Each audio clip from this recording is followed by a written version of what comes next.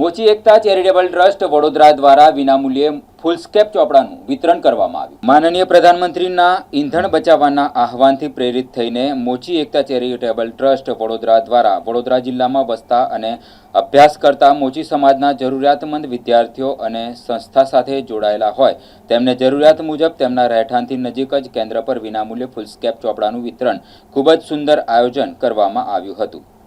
આ વિતરણનો કાર્યક્રમ આજરોજ વિનામૂલ્યે ફૂલસ્કેપ ચોપડાનો કાર્યક્રમ ઉદ્ઘાટન 12 કેન્દ્રોમાં કરી વિદ્યાર્થીઓને વિનામૂલ્યે ફૂલસ્કેપ ચોપડા વિતરણ ચાલુ કરવામાં આવ્યું છે. આજના કાર્યક્રમમાં કેન્દ્રોમાં સમાજના કોર્પોરેટર શ્રી વિજયભાઈ ચૌહાણ અને ગોપાલભાઈ ગોહિલ કાર્યક્રમોમાં પધારી વિદ્યાર્થીઓને ફૂલસ્કેપ ચોપડાનું વિતરણ કર્યું હતું તેમજ સંબોધન પણ કર્યું હતું. વિદ્યાર્થીઓ અને તેમના વાલીઓ માટે અલ્પાહારની ખૂબ જ સુંદર વ્યવસ્થા કરવામાં આવી હતી. સમાજના બંને કોર્પોરેટર આજના કાર્યક્રમમાં પધારી સોનામાં સુગંધ ભળી ગઈ હતી. બંને કોર્પોરેટરોનો ખૂબ ખૂબ આભાર વ્યક્ત કરવામાં આવ્યો હતો.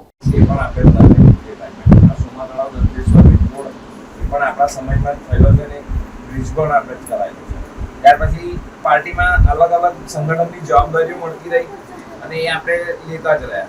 કોર્પોરેટર થયો પછી તરત જ ટિકિટ નહીં આપીને મને વોર્ડનો મહામંત્રી બનાવ્યો તો પણ આપણે એક્સેપ્ટ કરી લીધું કે હા, એટલે પાર્ટીએ જે જવાબદારી આપી એ કરતો જ રહ્યો.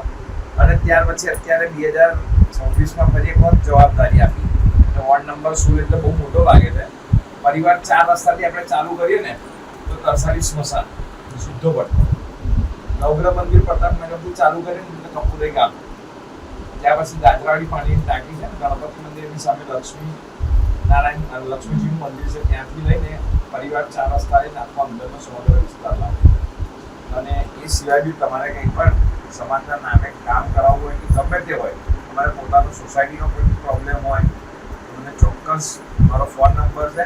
હવે ખાસ જોવા જઈએ તો આપણી મોચી એકતા ચેરિટેબલ ટ્રસ્ટ ઘણા વર્ષોથી આ સંસ્થા અલગ અલગ વિવિધ પ્રકારના કાર્યક્રમો કરી રહી છે.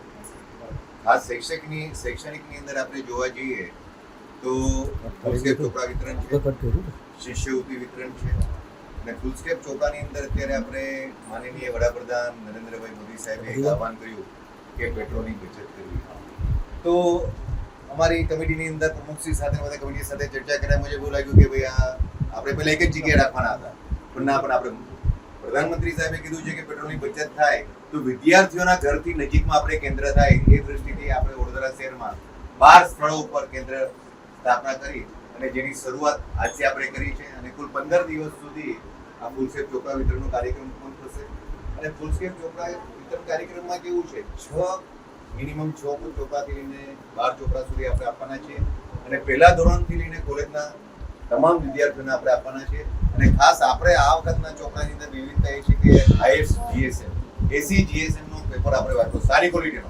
એવું નહીં કે સમાજનું છે તો ગમે તેવું આપી દેવું નહીં, પણ સમાજના એટલે આપણે વિદ્યાર્થીઓ, આપણા બાળકો જે ઉપયોગ કરવાના છે એટલે સારા પુસ્તકનો ઉપયોગ કરે એ હેતુથી ખાસ આપણે ચોપડા પણ સારા બનાવ્યા છે. ટૂંક સમયમાં હવે જે લોકોની, અને ચોપડામાં પાછું કેવું છે, જે લોકોની આર્થિક પરિસ્થિતિ એકદમ નબળી છે, જેને 12 ચોપડા કરતાં પણ જરૂરિયાત વધારે છે, તો એને આપણે એની જરૂરિયાત પ્રમાણે કોઈ પણ ચાર્જ વગર આપણે એને આપવાના છે. બીજું શિષ્યવૃત્તિની અંદર પણ આપણે શિષ્યવૃત્તિ પણ જે લોકોની આર્થિક પરિસ્થિતિ નબળી હોય છે એ લોકોની શિષ્યવૃત્તિ પણ આપણે 4 ડિજિટમાં આપીએ છીએ. પહેલા ધોરણથી લઈને કોલેજના વિદ્યાર્થી સુધી એનું પણ ફોર્મ ભરવાનું હોય છે. ત્યારબાદ આપણે સમૂહ લગ્ન કરીએ છીએ.